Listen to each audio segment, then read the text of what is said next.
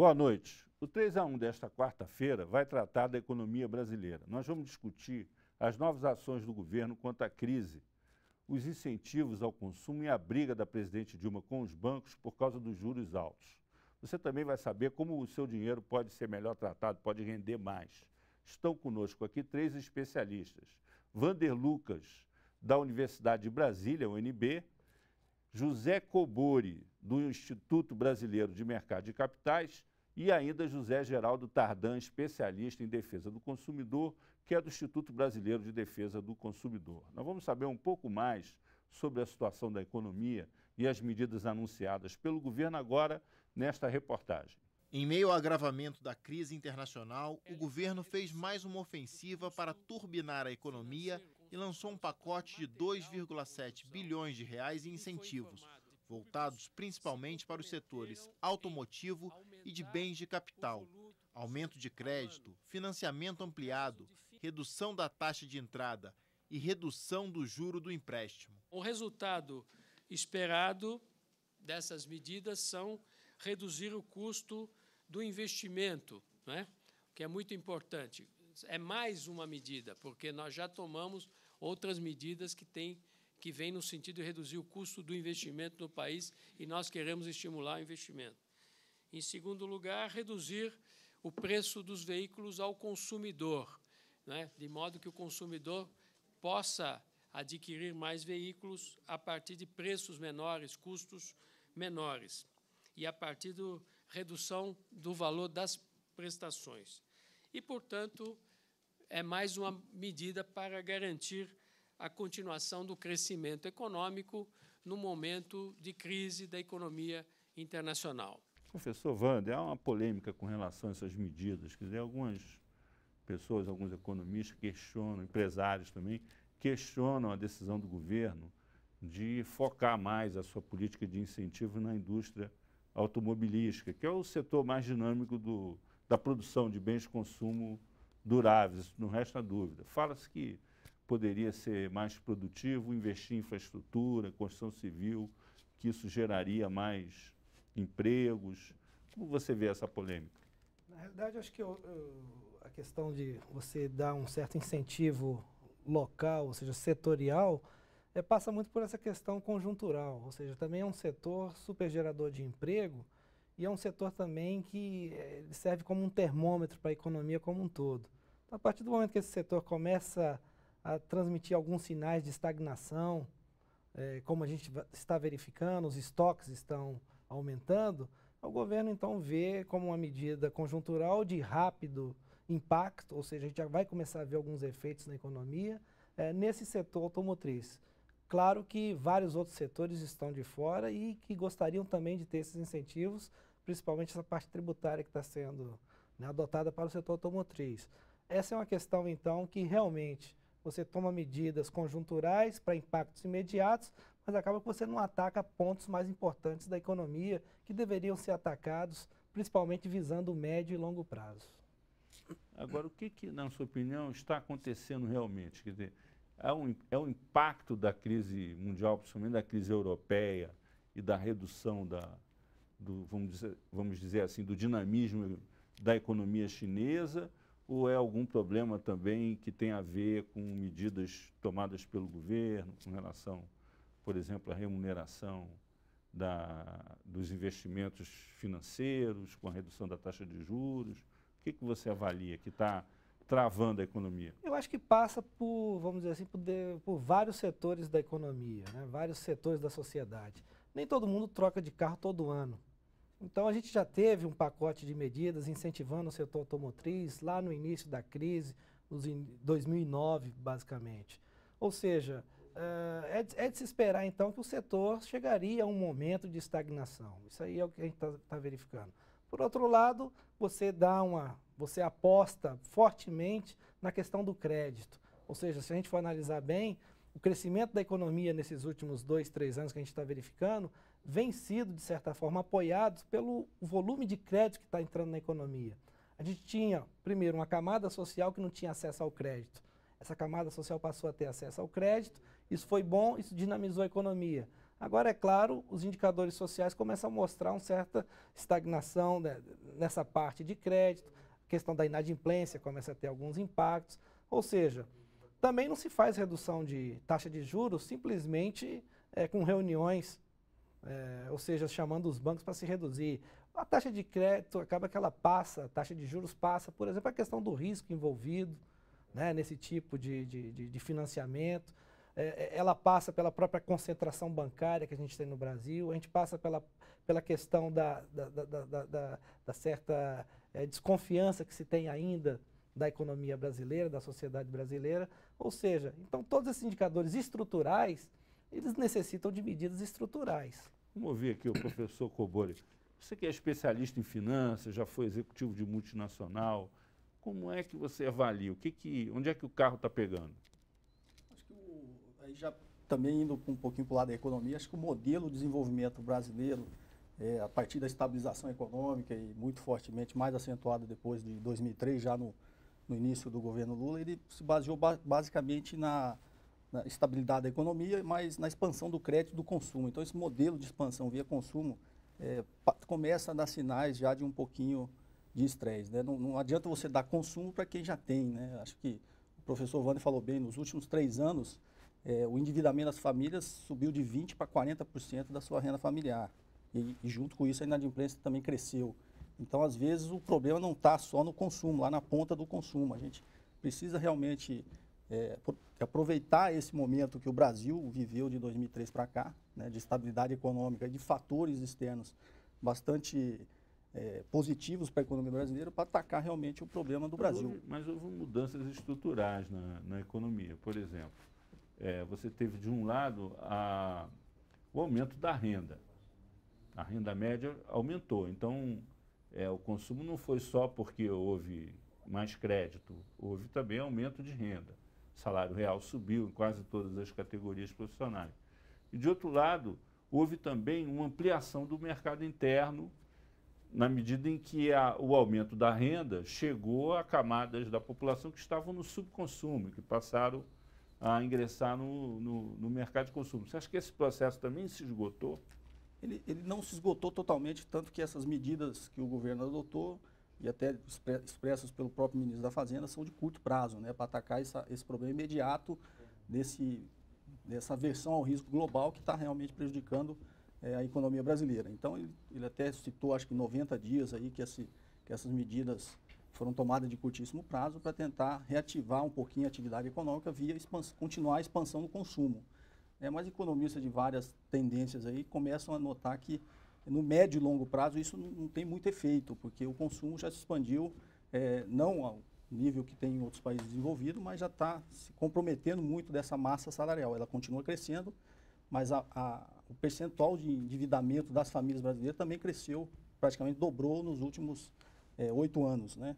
Mais fortemente de 2009 para cá, como disse o professor Wander. Então, esse modelo de desenvolvimento via consumo pode estar se esgotando no médio prazo. Então, Tardão, você que mexe com o consumidor, que acompanha,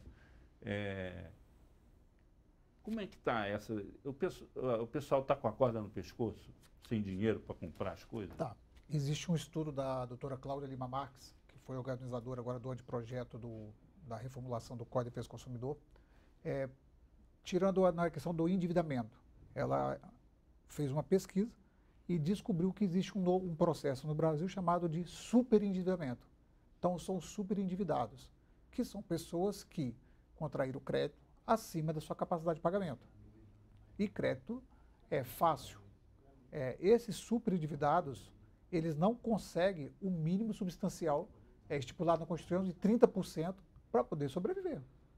Então, no anteprojeto do Código, existe já uma previsão para responsabilizar, no artigo 6º, vai ser a linha E, para responsabilizar o banco que, sem cautela, comprometer a liquidez dessa família, comprometer a sua sobrevivência. Ele vai poder responder moralmente por isso. Por quê? Porque o banco tem capacidade técnica de analisar se ele está endividando aquele consumidor acima da sua capacidade. E hoje essa relação, ela não está homogênea, ela está desequilibrada. O consumidor está tendo acesso ao crédito, não tem informação para consumir crédito, tá? E não é um crédito para investimento, ele não está construindo uma casa, é crédito de consumo mesmo, é carro, é viagem, que aumentou bastante. Há uma tese aí que diz que é o seguinte, você tem dois tipos de endividamento. Você tem a dívida boa e a dívida ruim, que nem o colesterol. Quer dizer, quando você faz uma dívida por um bem durável, no financiamento de uma casa, mesmo aquisição de um automóvel que vai ser fundamental para o seu trabalho, para a sua atividade produtiva, é muito diferente, por exemplo, de você se endividar com cartão de crédito no restaurante, comprando roupas de grife, etc. Você acha que qual o peso disso na balança? E também dos juros, porque agora houve uma redução dos juros, quer dizer, é possível as pessoas reestruturarem suas dívidas. Tá, vamos primeiro pela reestruturação das dívidas. Hoje, antes de vir para cá, eu atendi um consumidor que nos procurou. Ele tinha um empréstimo consignado a 1,38. Pagou 5 parcelas e o empréstimo foi oferecido um novo empréstimo para ele a 1,10. Só que para ele migrar para esse 1,10, ele tinha que aderir a uma nova tarifação bancária que passava de R$19 para R$49 por mês. Ele tinha que aderir a um limite superior de cheque especial, a um cartão de crédito de uma qualificação melhor. Isso tudo ia representar risco e na diferença do custo efetivo total do SET, do financiamento, ia ficar a mesma coisa. Então não está essa divulgação que você está podendo migrar, isso tem dado resultado quando você está devendo cheque especial, cartão de crédito, os juros realmente são os maiores do mundo. Mas quando você tem financiamento de veículo, você tem financiamento de crédito consignado, não tem tido essa repercussão. E na questão do endividamento, a nossa preocupação com os bens duráveis é o seguinte, nós recebemos e analisamos todo dia uma faixa de 80 a 85 pessoas, mutuários da Caixa Econômica, que fizeram adesão ao projeto Minha Casa Minha Vida, 2010, 2009, que 2 anos, 3 anos depois já estão perdendo seus imóveis por falta de capacidade de pagamento. Ou seja, deu com a mão e tirou com a outra. Exatamente. E os veículos também. Nós vamos ouvir agora uma pergunta de telespectador. Eu gostaria de saber por que a gente, ao tomar dinheiro do banco, paga um juro tão exorbitante e quando você aplica o dinheiro ao banco, recebe uma miséria por ele. O banco ganha dinheiro assim. Né? Esse é um da negócio natureza dele. do animal. É a natureza do animal.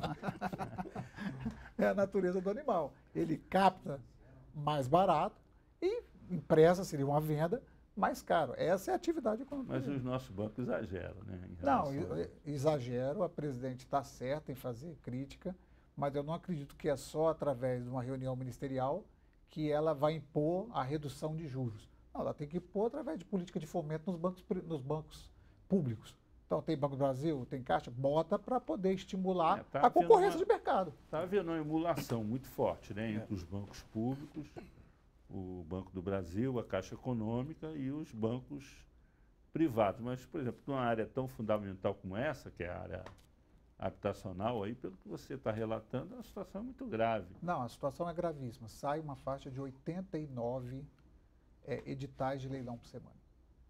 E tudo nos programas da Minha Casa Minha Vida. Ou seja, essa classe média que ascendeu, que agora é classe C, ela não está tendo capacidade de pagar os créditos adquiridos.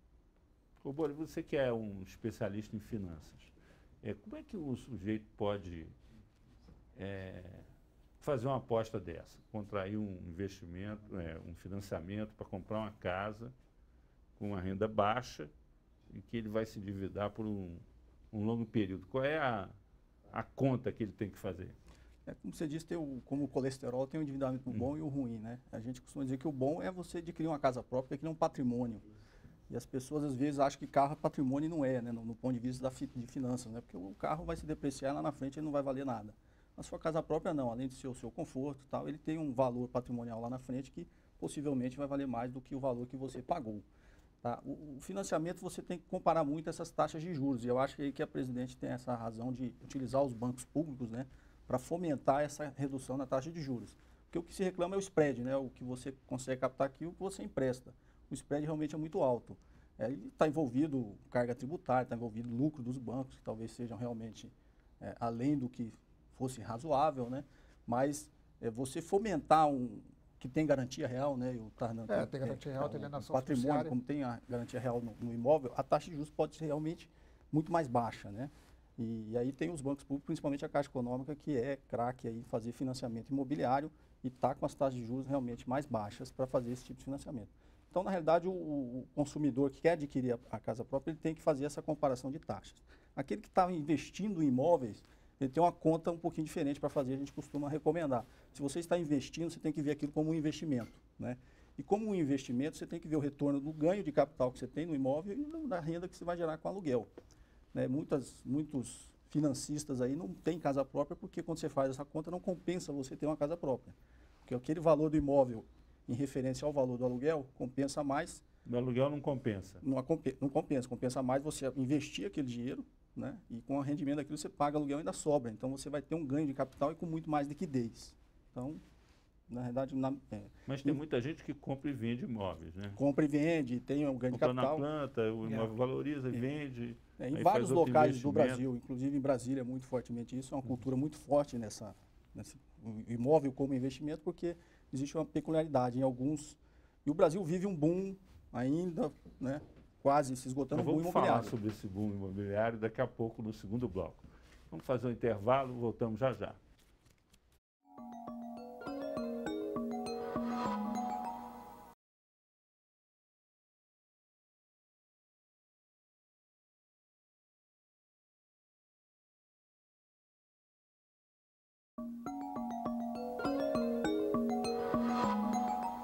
Voltamos com o 3 a 1, que hoje trata da economia brasileira. Estão aqui conosco 3 especialistas, os professores Vander Lucas e José Cobori e o advogado José Geraldo Tardan. Ainda sobre as medidas anunciadas pelo ministro Guido Mantega, eu pergunto aos especialistas se dá para esticar o crédito como quer o governo. Existe risco, por exemplo, de uma bolha, como eles falam, quer dizer, de você ter uma coisa artificial nesse mas não setor. E agora, por exemplo, aqui em Brasília, só para dar um exemplo, as empresas construtoras estão se ressentindo da retração do mercado, embora os imóveis tenham uma valorização até exagerada. É claro que o timing, vamos dizer assim, é um pouco diferente. Do setor de construção civil, o setor de automotriz, ele tem, vamos dizer assim, tempos diferentes de reação à crise. Mas é claro que também é um setor, se a gente analisar bem, mesmo antes da crise, é um setor que o preço dos imóveis ele vinha com um crescimento bastante significativo, a valorização dos imóveis em algumas cidades, como por exemplo Brasília, por alguns novos setores que você está expandindo aqui na capital, ou seja, acaba que todos esses fatores acabaram que afetaram os preços dos imóveis. Por outro lado, quando a gente analisa, por exemplo, aquelas pessoas que procuraram investir nesse tipo de setor, viram que os aluguéis, por exemplo, dos imóveis não acompanharam, por exemplo, os preços dos imóveis. É aquilo que o professor colocou aqui anteriormente. Acaba que não compensa você comprar imóvel para investir. Só que a gente tem uma boa parte da população que não tem imóvel ainda. Aí é o que eu acho que a gente deveria ser um pouquinho mais agressivo. A fronteira de expansão é essa, a população que não tem casa própria. Justamente, acho que tem um espaço muito grande. Professor sim, porque em economia, o professor Vander, que é especialista nesse assunto aí, tudo é oferta e procura, né? A lei da demanda e da oferta. Então, vocês têm que gerar mais demanda inserindo as classes menos privilegiadas, né, para ter acesso a esse tipo de aquisição de casa própria, que é a necessidade básica do ser humano, que é alimentação e moradia. Então, na gestão do governo Lula, ele inseriu via Bolsa Família a grande população da parcela, né, deu capacidade de renda para essas pessoas adquirirem casa própria. Isso ajudou, lógico, a gerar esse boom imobiliário. Agora, quando a gente vê esse movimento aqui em Brasília, quando você citou um pouco, começa a se estressar um pouquinho, é porque você não adianta você ter muita oferta, você não tem quem inserir, né, no lado da demanda para adquirir esses imóveis, ou se quem está nesse lado da demanda não tem uma capacidade de endividamento. Porque a gente costuma dizer que se você aumentou a massa salarial, aumentou, mas até que nível você aumentou que ele pode comprometer essa nova renda, esse novo ganho com o endividamento.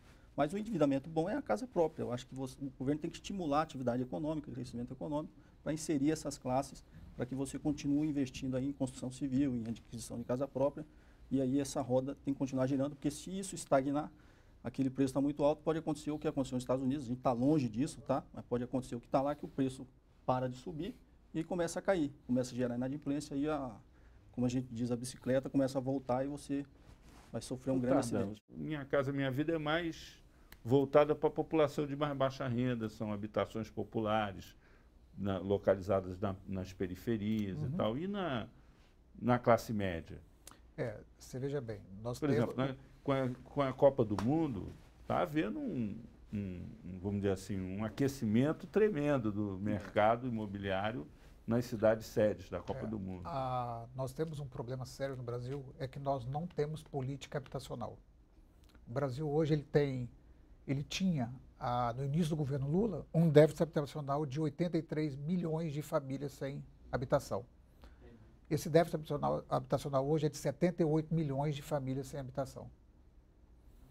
Desses 78 milhões, 82% são para pessoas que ganham até a renda de 4 salários mínimos. E você não tem qualquer tipo de programa, nem Minha Casa Minha Vida, voltado para resolver esse problema. Então, assim, tem mercado, tem demanda, mas você não tem política habitacional.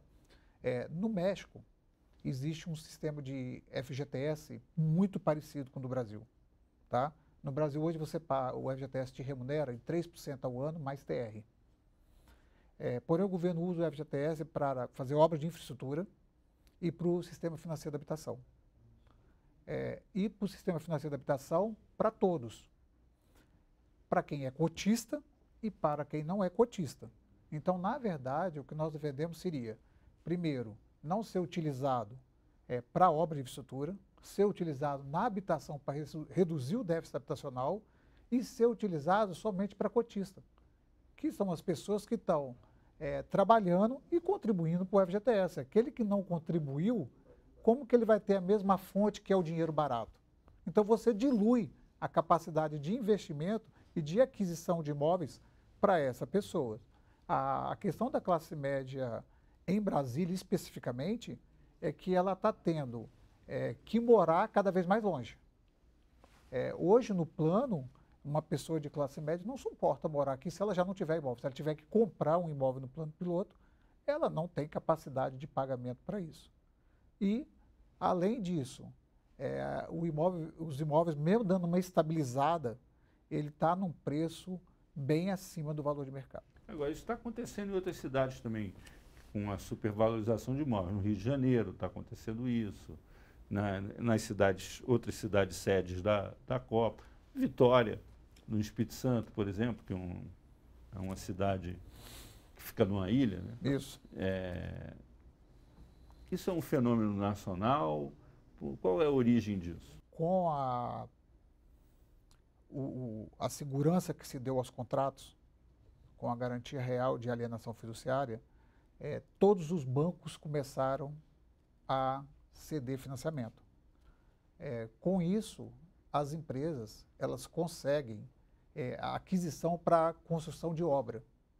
E ela não precisa de imediato do dinheiro do comprador, porque o banco está dando financiamento para a construção. Então, ela estabiliza um preço maior. Se você for fazer uma comparação em Brasília, vamos supor, um imóvel na planta, ele vai te custar, um exemplo, R$14 mil o metro quadrado. O mesmo imóvel similar com 2, 3 anos de uso, vai te custar 12 mil. Então, hoje o imóvel na planta, ele está com o preço superaquecido. Ele está mais caro que o imóvel usado. Ele é mais caro que o imóvel usado. Ele só é vantajoso quem for fazer investimento, e que não é, eu também defendo que não é vantajoso você comprar imóvel, se a pessoa comprar várias unidades, e com pagamento antecipado, não é nem à vista. E aí ele consegue negociar com a construtora um desconto maior. A gente atuou para um ganhador da Mega Sena aqui de Brasília, ele comprou 54 imóveis, numa tacada só. E ele conseguiu, assim, quase 43% de desconto nessa compra. Então, lógico que ele vai ganhar dinheiro, quando ficar pronto. Mas aí o cara tem que ganhar na loteria.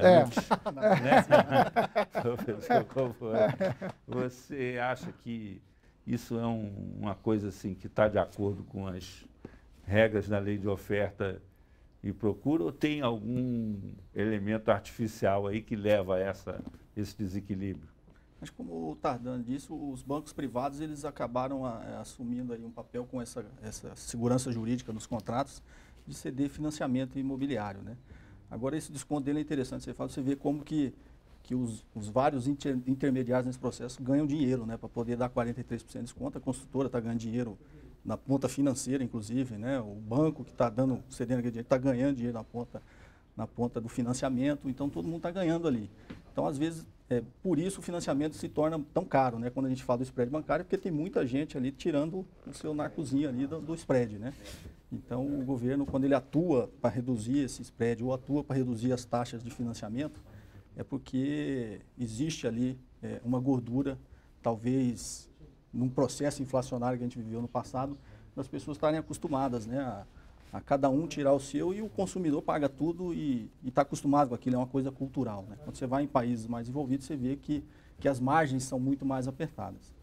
Quando você fala em investimentos financeiros, aí saindo um pouquinho dos imóveis, que o governo se atentou e os bancos estão fazendo, mas até um exemplo que eu dou, os maiores fundos de investimento em renda fixa, teoricamente a taxa de administração, que é a remuneração do gestor do banco, né, que tem que ser baixa, elas são muito altas nos 3 maiores fundos de investimento do Brasil, dos 3 maiores bancos privados, né? Eles cobram 5,5%, 5% e 4,5% de taxa de administração de um fundo de renda fixa que compra cota de outro fundo.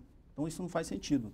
Talvez dali, você reduzindo isso para o investidor, que é só investidor pequeno que investe nesses fundos, tá? Tem um fundo de um grande banco privado que tem 800 mil cotistas, todos de investidor que põe lá seus R$100, seus R$200, R$300. Então são pessoas que aquilo faz diferença. E esses fundos estão rendendo menos do que o IPCA, ou seja, ele está perdendo dinheiro nesses fundos, né? Então talvez O sujeito está botando dinheiro ali... E não está nem corrigindo. Ele está dando dinheiro para o banco. Está dando dinheiro para o banco, porque o banco cobra lá 5% da administração ao ano, hoje você tem que cobrar 1%, né? Você passou de 1%, você perde para a poupança. Então, você imagina, bancos cobrando 5%. Se você reduzir essa taxa de administração, que o governo acho que deveria, de repente, se atentar um pouquinho mais para isso é dinheiro que sobra para o consumidor, né? Sobra para o investidor, que ali vai sobrar na ponta de consumo, que também vai ajudar a estimular a atividade econômica no país. Então, acho que tem várias pontas nessa parte do investimento, que você vai privilegiar o consumidor, né, o investidor, e você vai injetar dinheiro, isso é injetar dinheiro na economia, né? Quando sobra um pouquinho mais. Nessa conversa nós estamos um pouco voltando àquela discussão, vamos dizer assim, macroeconômica, né? Pelo que você falou, e está ficando mais ou menos evidente, é o seguinte, que a fronteira de expansão do consumo é maior na área de imóveis do que na área de bens de consumo durável, principalmente automóveis. Mas há vamos dizer assim, uma série de gargalos aí que precisam ser desobstruídos, pelo que a gente viu aqui, com relação aos mecanismos de funcionamento desse sistema imobiliário nosso. O Brasil ele tem regras claras com relação ao setor imobiliário. Agora o problema é que a questão é a quantidade de pessoas que têm acesso a esse crédito. Como a gente está vendo aqui, a gente tem aí um déficit habitacional muito elevado, a gente tem um problema social muito grande e a gente não tem programas agressivos. Eu acho que é o tipo de programa que a gente poderia trabalhar com taxas de juros negativas, inclusive. Por quê? Ele tem impactos sociais muito fortes. Só que isso aí não acaba que, de certa forma, o que a gente tem verificado nesses últimos tempos é que o governo tem interesse em atender o setor, mas, ao mesmo tempo, não lança programas de impacto que realmente atinge essas pessoas. Vem tentando agora contar, vamos dizer assim, com a parceria dos bancos privados, mas eu acho que também não é simplesmente com a conversa. Realmente, como nós temos alguns gargalos na economia, que esses gargalos levam a essas taxas de juros muito elevadas. Eu acho que o Banco Central nosso ele precisa ser um pouquinho também mais fiscalizador, ele precisa ser mais regulador do setor financeiro brasileiro, a questão dos bancos brasileiros. Se a gente for ver bem, bancos que a gente tem aqui de bandeiras internacionais, eles ganham muito mais no Brasil do que em suas matrizes. Agora, eu vou fazer aqui uma pergunta. Uma característica que a gente tem na sociedade brasileira, do padrão habitacional da sociedade brasileira, vamos dizer assim, a autoconstrução anárquica.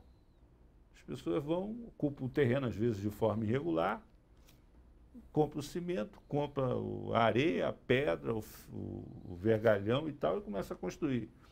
Tijolo, começa a construir. A autoconstrução é responsável pela maior parte das habitações populares no Brasil. Isso tem uma série de consequências, até do ponto de vista estético, para as cidades, né? Agora, não seria possível dar forma a isso?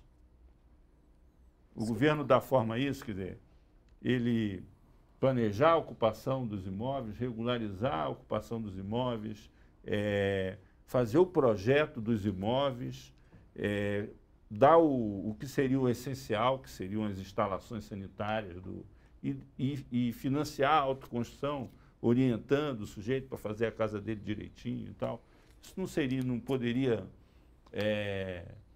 ter um papel mais importante, porque isso é feito como uma coisa marginal em algumas favelas do Rio de Janeiro, de outras cidades, onde há urbanização e tal, quase que como uma amostra grátis, né? O sujeito faz um negócio bonitinho, pinta direitinho, bota no programa de televisão, vai disputar a eleição, a reeleição.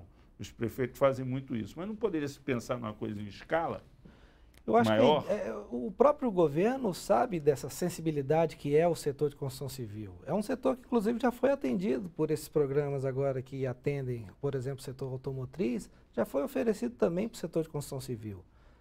Aí a gente for começar a entrar, vamos dizer assim, setor adentro, a gente começa a verificar que a gente vai começar a chegar em alguns pontos estruturais, alguns gargalos, como, por exemplo, a questão tributária.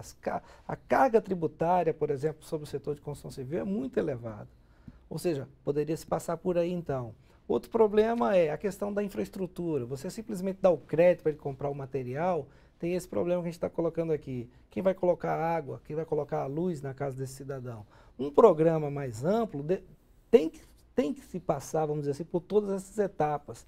E aí é que eu acho que falta, então, uma iniciativa mais ampla nesse sentido de se dar essa diretriz para o próprio setor privado. O setor privado, claro, quem trabalha, por exemplo, com construção civil, tem interesse em vender mais. A população tem essa carência, tem a necessidade de comprar mais, tanto é que está comprando. É um setor gerador de emprego, é um setor, vamos dizer assim, que mexe com boa parte da população, porque mexe principalmente com parte da população com um nível de escolaridade baixo, ou seja, ele é intensivo em mão de obra, isso é bom para o momento que a gente passa. Então, quer dizer, o governo tem interesse em dar para esse setor, também dar incentivo a esse setor. O problema é que a gente não pode simplesmente dar incentivos pontuais, incentivos que como eu, por exemplo, vou mexer com construção pensando em 5, 10 anos. Talvez essa medida dure 2, 3 meses. Então, talvez aí acho que falta realmente, como está sendo colocado aqui, um programa de médio e longo prazo para setores que atingem a população, atingem o bem-estar da população. A construção civil passa por isso. Professor, nós vamos fazer mais um intervalo. Voltamos daqui a pouco com o 3-1, discutindo a situação da economia brasileira. Até já.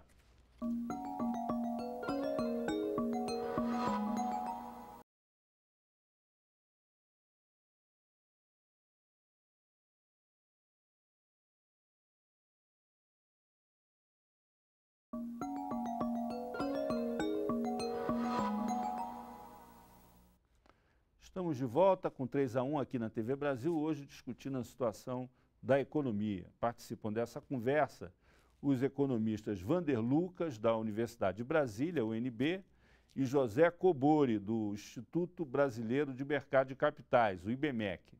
E ainda o advogado José Geraldo Tardan, especialista em defesa do consumidor. Nós vamos abrir este terceiro e último bloco com mais uma pergunta de telespectador. Eu queria saber quanto que eu posso comprometer o juros do meu salário, né? A lei permite, e pelo mínimo constitucional, que ele possa comprometer até 30%. Na minha tese de mestrado, voltando só, pontuando lá na questão da habitação, eu fiz uma pesquisa em 400 processos e todo mundo que começou com 30%, em 6 anos estavam perdendo seus imóveis. Por quê? Porque não tiveram capacidade de pagamento, o custo de vida aumentou, o salário dele não acompanhou e ele deixou de pagar a casa própria. Então, nós aconselhamos que para ele tenha um contrato adimplente de uma forma segura, que ele não comprometa um percentual superior a 15% de sua renda. Então, ele deve fazer uma poupança dar uma entrada maior e comprometer só 15%. Mudando um pouco de assunto. Há vamos dizer assim, sempre que se discute qualquer coisa em termos de economia, se trata da questão tributária. A ideia de que a carga tributária nossa é muito alta, isso acaba encarecendo os nossos produtos, prejudica a nossa indústria diante da concorrência, reduz o consumo, em consequência da redução do consumo, também reduz empregos. Onde é que está o nó da carga tributária? Na legislação trabalhista, na folha salarial ou nessa, vamos dizer assim, nos impostos que a gente tem aí, ICMS, IPI, essas taxas que são cobradas? Onde é que está o nó maior? Prioridade qual é? É desonerar a folha ou é... Acho que tudo, né? A gente está falando das medidas, as medidas nos últimos 20 anos aí, têm sido só medidas pontuais como essa última. Aqui se discute, o professor estava até comentando com o professor Wander, é que as grandes reformas, que é a reforma trabalhista, né, a reforma tributária, a reforma da Previdência, ainda não foram feitas e são elas que vai trazer competitividade para a nossa indústria, para a nossa economia, porque hoje o Brasil é considerado um país estável economicamente, estável politicamente, né? Aproveitou-se aí um boom das commodities, né, do alto preço das nossas exportações, o que tornou a nossa moeda forte e que nos obriga a ser uma economia competitiva. A economia só vai se tornar competitiva se a gente fizer a nossa reforma tributária, a nossa reforma trabalhista e a nossa reforma previdenciária. Então, o que o empresário reclama hoje em dia? É que hoje é muito oneroso você contratar um funcionário formalmente, né? Você tem, acho que esses dias até saiu na mídia um estudo da FGV, né, que não é nem o dobro o que o empresário gasta. Quando você põe treinamento daquele novo funcionário, isso acaba sendo o triplo do que ele ganha lá em carteira, do que está assinado na carteira dele.